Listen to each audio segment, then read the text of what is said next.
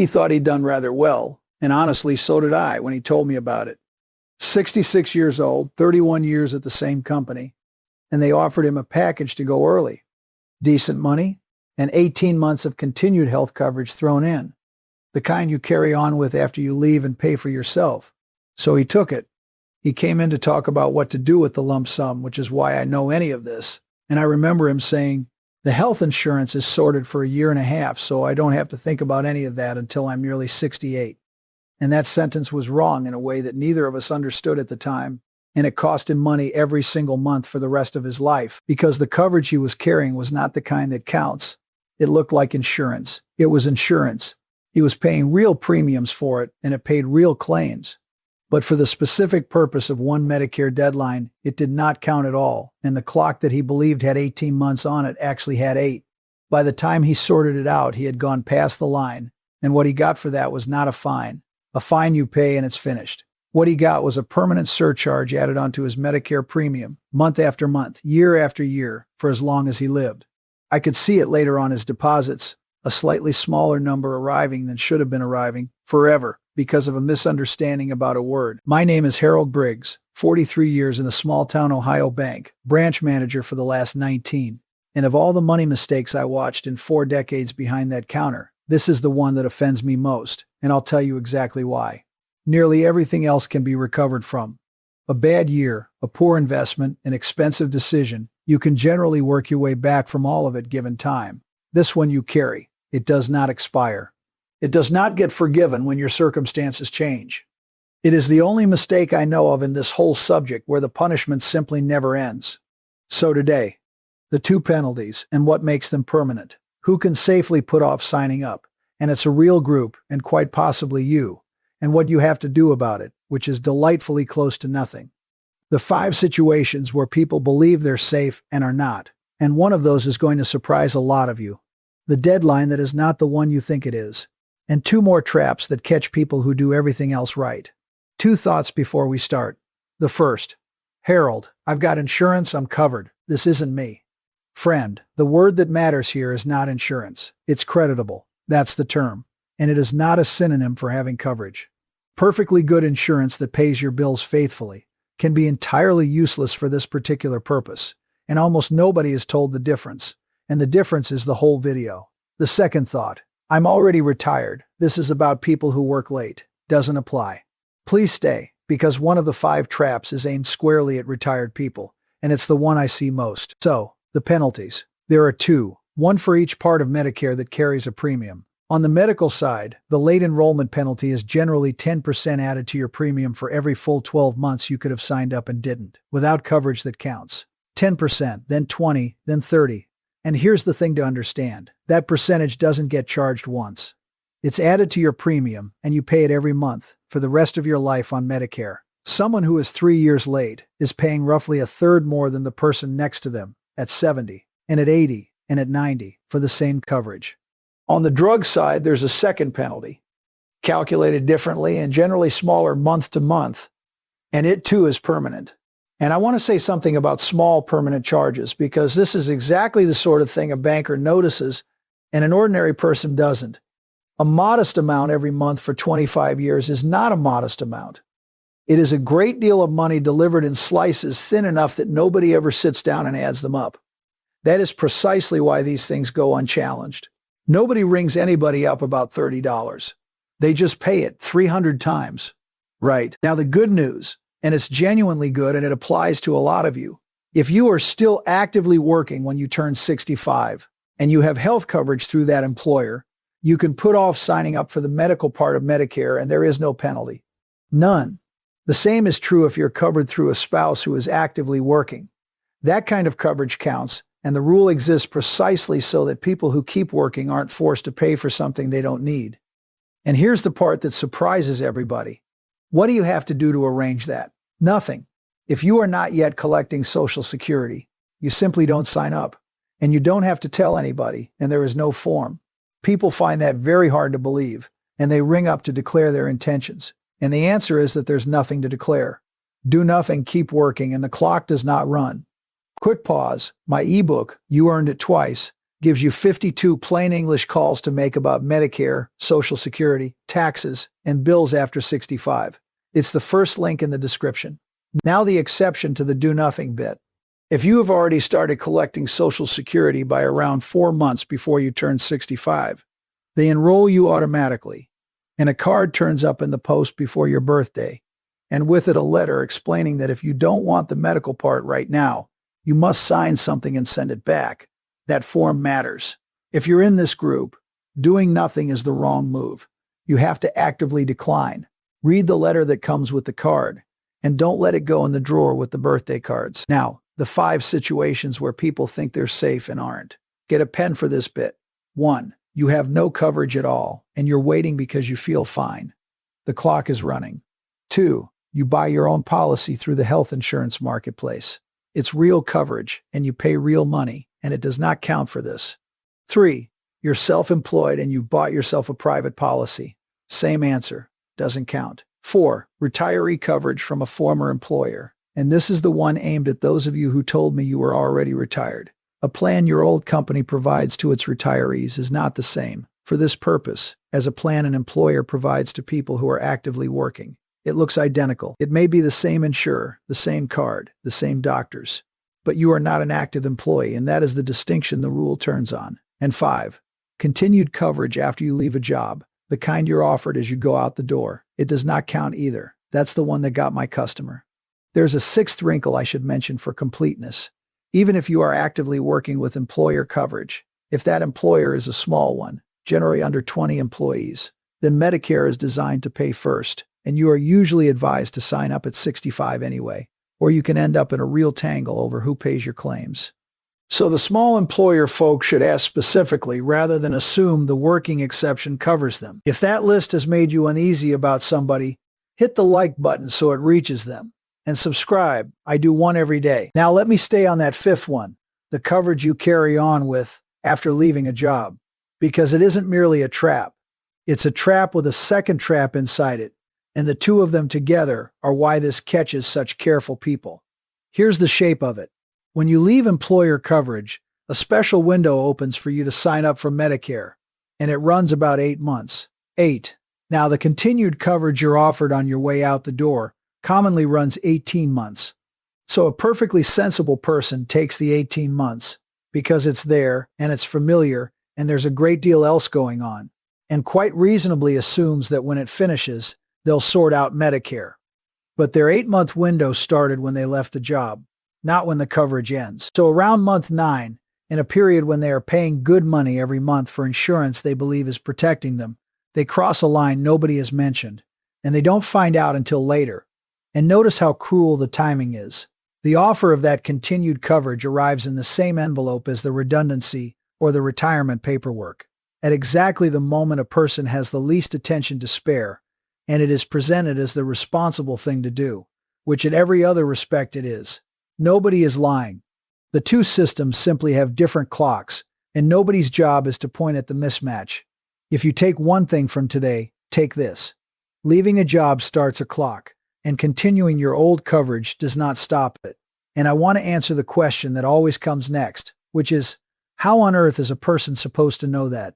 And I've thought hard about this one, because unlike some of the things I talk about, there genuinely is no villain here at all, and I don't want to manufacture one. The rule about which coverage counts is not arbitrary. It rests on something reasonable. If you're still working and your employer is genuinely providing you with health coverage as an employee, the system is content to wait. The moment that employment relationship ends, so does the reason for waiting. That is coherent. You can see why somebody wrote it that way. The trouble is entirely in the word. Whoever settled on creditable chose a term that sounds like a compliment rather than a category. It sounds like it means decent, respectable, proper coverage. And of course, a person carrying on their old plan from their old employer, paying every premium, thinks, well, mine is certainly proper coverage. And so they answer the question wrongly while reading the words correctly, which is about the most frustrating way there is to be caught out. And then look at who might have mentioned it. The company you just left has finished with you, and their benefits people are administering a departure, not planning your 70s. The insurer selling you the continued coverage has every commercial reason to sell it, and no obligation whatsoever to tell you it doesn't stop a clock at a different agency. The Social Security office is not watching you. Nobody there knows you left a job. And my own trade could see a severance payment land in an account and had no idea what it implied. Every party is behaving properly, and the question falls straight through the middle of all of them. That's why I keep saying this on this channel, and I'll say it again here. These gaps are almost never a plot.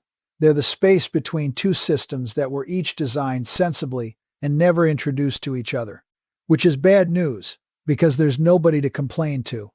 And good news because it means nobody is hiding anything from you, and a single afternoon of asking the right person will get you a straight answer. Two more traps for the people doing everything right. The first concerns health savings accounts. If you or your employer are putting money into one, understand that once you are enrolled in any part of Medicare, including the hospital part that most people get for no premium, those contributions have to stop. And an awful lot of people take that hospital part at 65 simply because it's free, and it seems daft not to. If you're still working and still contributing to one of those accounts, that free thing is not free. It costs you the contributions. So that's a decision to make on purpose rather than by reflex.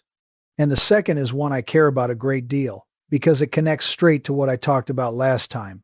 When you sign up for the medical part of Medicare, you start the clock on your one-time window to buy a supplement plan without any health questions. 6 months, once, ever. Now think about what that means for somebody who signs up at 65 out of caution, while still working and still covered by the employer, on the reasoning that a bit of extra coverage can't hurt. It can hurt.